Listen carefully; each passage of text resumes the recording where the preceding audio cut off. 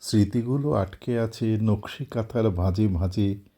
পুকুর পাড়ের আম গাছটার আগায় উঠে ঝাঁপিয়ে পড়া জলের বুকে আকাশ থেকে এক দুমেতেই ডুব সাঁতারে মাছ পুকুরে পৌঁছে যেতাম।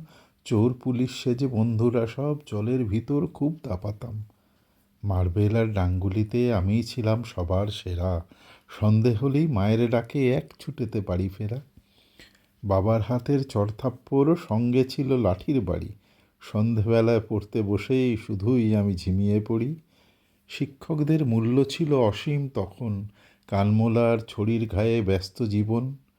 ঘণ্টাখানেক হাঁটলে তবেই স্কুলের দেখা, পরিবহন ভবিষ্যতের গর্ভে ঢাকা। হরেক রকম বই পেয়েছি জন্মদিনে, তখন সবাই বই উপহার আনতো কিনে।